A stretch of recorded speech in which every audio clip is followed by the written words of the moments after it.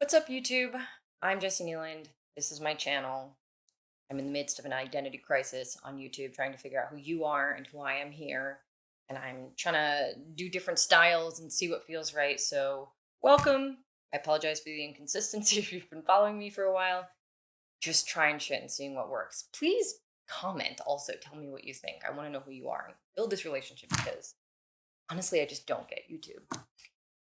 Anyway, I'm going to tell you now about a story that happened with my partner recently that has to do with body image and shines a pretty cool light for the self objectifier, which, if you don't know what that is, one of my body image avatars, and you can go check out my other content on that. Um, so my partner and I were fighting, like having a pretty horrible fight recently, and we sort of worked our way through it as we do. Where it's like from the middle, it's starting to untangle, and we're getting to the part where like we're coming back together, bodies are relaxing, we're starting to feel closer, we're like in physical contact again. And he said something to me like, what's really cool is that um, your face never looked distorted or ugly to me. And I knew what he meant because this is something that I also experience. But I don't think anyone has ever directly said to me before because nobody goes around being like, "Oh, my partner looks ugly in the middle of a fight." It's not how we necessarily think to name the experience. But what he was naming was that in other fights with other partners, mid fight, when there's this feeling of like not feeling seen and heard, and your partner is betraying you or sort of out to get you in those moments, or they have lost your respect because of something that they've done or are doing, that when you look at their face, your brain literally scrambles what you see to show you something less attractive, to show you something ugly, to show you something grotesque sometimes. If you've ever had the experience with like a partner who maybe cheated on you or betrayed you in some horrible way, and you're looking at their face as you're discovering this, and you're like seeing such a twisted version of them, such a disgusting, horrible version of them, that if they were to try to like come hug you or try to have sex with you in those moments, it would be like your skin would crawl out the window. It would be vile. It would just be like, ew. And anyway, it's really dramatic, obviously, but the point being that most of us experience some of that on a less significant scale, maybe, but constantly. So you're in a conversation with someone, or in a fight with someone, I should say, and you look at their face and they look uglier than normal. And likewise, on the other side, when you're in like this amazing moment where you feel super connected with someone, super seen, you're just like in admiration that this person wants to be with you, and that you just love them so much, you feel so close to them. Then when you look at their face, your brain will do the exact opposite. It makes everything, it scrambles it up a little bit so that it's more symmetrical, so that it appears more beautiful to you. So in those moments, you're just like, oh my God, they're so beautiful. And obviously, they pretty much have the same face, given these two situations. So this is exactly why we can look back in our relationships with somebody that we fell in love with and thought was beautiful at the time or attractive. Someone who you're like, man, after you break up or whatever, you're like, what was I thinking? Like that person is not attractive at all. Like that's so weird that I ever would have thought that. And this is why the brain is constantly scrambling stuff in how you perceive others, um, based on how you feel about them. And there's some chemical hormonal stuff obviously going around your body when it comes to like lust and falling in love and all those good things. But it's also just day to day. It's why we all think our own pets and kids and best friends and partners, that they're so beautiful, they're so cute, they're like the best looking of all of them. And then when we look at everybody else's kids and pets and partners, we're like, yeah, they're fine, or we don't get it. Somebody's like, oh my God, my baby is so cute. And you're like, looks a little bit like a lizard. And it's just, we don't get that same beautifying halo effect. It's like your brain puts a filter on the people who you love, on the people who you feel really close to and really, really, really good and warm toward, connected with.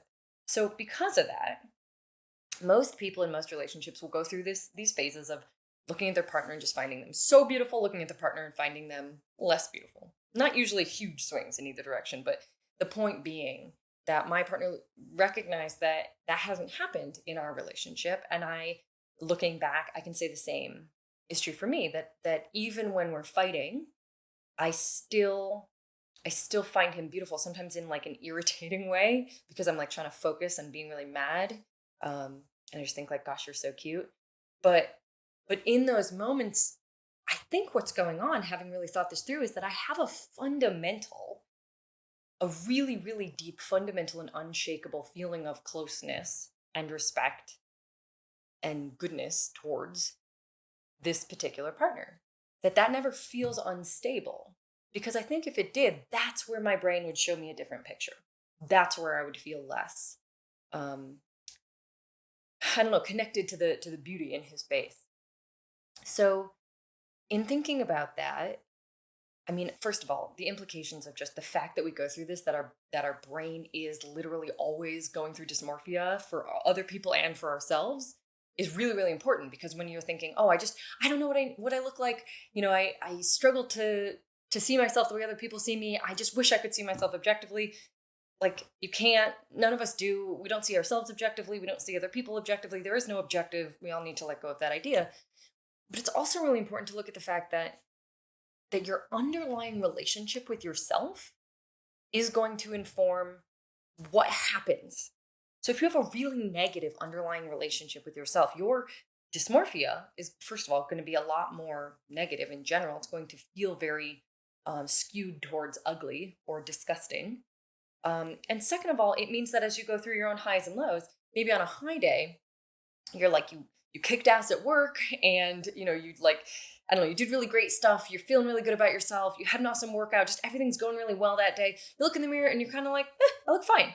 And then on a day that, like, your boss was really disappointed in you, and you messed up this other thing, and you disappointed somebody in your family, and it's just like you're feeling really bad about yourself as a person, you look in the mirror, odds are pretty good that day you're going to feel gross. You're going to see something ugly. You're going to see something that disgusts you. And this is why. It's because you have a really intense dysmorphic reaction to yourself that wouldn't be there if you had well, it might still be there. It wouldn't be as dramatic if you had an underlying sense of yourself as good and worthy of respect and care and kindness and love. Like, if you felt close to yourself on a daily basis in an unshakable way, then all the little dysmorphic changes and highs and lows would be a lot less dramatic. And this is where we want to get to with body neutrality. Because it's really, really difficult to feel neutrally when you're swinging dramatically, from I look okay to I look disgusting. Super difficult to say, yeah, I feel fine about any of those. It's a lot easier when you have a smaller range of what it is that you're seeing, the sort of dysmorphic assessment of yourself, which comes from that deep sense of, like I feel with my partner, a deep sense of unshakable goodness towards him. And I have an almost unshakable sense of goodness towards myself. And when that gets shaken, those are the days I have body dysmorphia. Those are the days I look in the mirror and go, oh my gosh, something has gone wrong and I need to deal with my relationship with myself. Sometimes it's chemical and it's sort of related to, like, PMS hormones, but sometimes it's just something is really going on with me. And what I see in the mirror just happens to tell me, hey, red flag, something's up. Go check that out. It has nothing to do with my body, of course. But so that's what I want to unpack today, is the idea that not only are we all constantly moving through different iterations of what we see in other people and in ourselves, but also how you feel fundamentally about yourself underneath determines the range of what those fluctuations are going to look like. Also, most people never really get to the other side of this spectrum of, like, terrible to neutral to amazing. Most people are not going to necessarily fluctuate from amazing to terrible. Most people are kind of fluctuating from, like, okay to terrible. Most people that I deal with anyway being, people struggling with body image. So there's also the other added thing, which is once you separate yourself from those shamey feelings, from the feeling that you're fundamentally bad or broken or wrong or not the right kind of person, all of that negative stuff that you hold against yourself, when you've worked through that in your relationship with yourself and you feel genuinely good about who you are in that, like, underlying unshakable way, then there's just not going to be as much variation, and the whole thing will be skewed towards more positive. So there are times where you might look in the mirror and it's not that you're responding to, I fit society's standards, because that's a totally different thing. You look in the mirror and you go, I'm so pretty. Or, like, wow, I love what I'm seeing. It's beautiful. And again, there's a huge difference between you look in the mirror and go, other people will think I'm attractive today, because that's all about beauty ideals and and really has nothing to do with you. But this is a different thing. This is where you get to look in the mirror or at your body, through the experience of self-image as you move through the world, like sensing things rather than looking at yourself. And you just think like, I'm beautiful. I'm good. I'm art. I'm sexy. I'm all these things. And the only reason we can get to that other part of the spectrum in a really genuine and authentic way is the same way we get there with a partner. We fundamentally feel close to ourselves. And we fundamentally believe in ourselves. We fundamentally believe that we are good and worthy of respect and care and kindness in that. And that's the huge difference. So I just wanted to bring this here and unpack all of that stuff. The self-objectifier is the person who I would say, it's the body image avatar that I would say this affects most often and most intensely. So when I work with people who resonate with the body image avatar, that is the self-objectifier, we are often looking at this and unpacking this. So they are often doing the work to not only dismantle the idea that there is an objective truth and that they just need to figure out what it is. Like, what do I actually look like? I need to figure it out. And, that sort of idea that like, if they, do their makeup the right way, lose a certain amount of weight, dress in a certain way, pose in a certain way, suck in their stomach, there's often this idea that if they do all those things right, then they'll look good. But when they do all those things and they look in the mirror, there may be that sense of, okay, I successfully met society's standards today. If they do, or maybe I'm closer to society's standards today than normal, you might feel good about that, but it's not the same thing as looking in the mirror and just seeing yourself as beautiful. Because again, like in partnership, like with our kids, like with our pets, when we feel really close and good, that's when beauty shines through. Your brain will literally scramble it all so that it's just beautiful.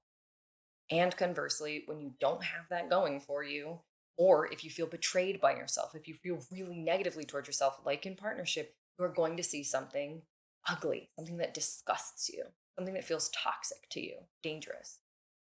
So the self-objectifier is not only dismantling all of that idea of being objective, they're also doing the work to feel closer to themselves. Often with my clients, this is long-term work. This is not a fast project, but learning to dismantle shame, figure out what their dark material is that they've been hiding and either heal or integrate it, whatever needs to be done there. Really moving through the idea that they should be somebody different than they are, or that who they are is somehow a problem, broken, bad, going to cost them love. So moving through all of that stuff to get to that place where they just say, I'm fundamentally good. I love myself, or I like myself. I like being me. I think I'm worthy of love and care and kindness. And even more, I mean, it can get even more gushy and sort of effusive than that. But at least that, right? That feeling that you are good is a super, super important part for the self-objectifier to get to a place where now what other people think and feel about you is going to feel less important. Because what you're seeing in the mirror will not be tainted by that feeling of ugliness and disgust that you then imagine everybody else sees. Because that's what we do, right? Like, we look in the mirror, we see what we see, and we go, oh my God, everybody else sees it. Of course, it's almost never true. Most people are seeing something completely different when they look at themselves versus when other people look at them, which is why body image issues kind of make no sense and are very frustrating to talk about culturally, because someone will be like, I hate my thighs. And you're like, what? Your thighs are amazing, right? It doesn't make sense because we're not seeing the same thing. And this is a big part of why I wanted to unpack that with you guys. If you resonate with the self-objectifier body image avatar and want to learn any more about it, I do have something called an avatar guide. You can buy it. It goes through all 4 of the body image avatars, what their core needs are, how that shows up in body image, and what kind of paths to healing they require to get towards body neutrality. And you can find that link on my website at jessieneiland.com. Otherwise, I just want to hear from you. How do you like this kind of talking through ideas? This is obviously a little different than I've been doing. It's less like, here are my notes and my bullet points, and I'm like breaking down a concept to teach you things. It's a little bit more conversational. I'd love to hear what you think. And also, if this resonates with you, I want to hear your thoughts on the topic. Like, do you experience this? Have you felt this in partnership? Have you felt this with yourself? Have you moved through any of this? I'd love to share. I'd love to get a conversation going in the comments, so feel free to do that. And don't forget to hit subscribe and hit like and whatever else it is you're supposed to do for YouTube. Thanks for watching.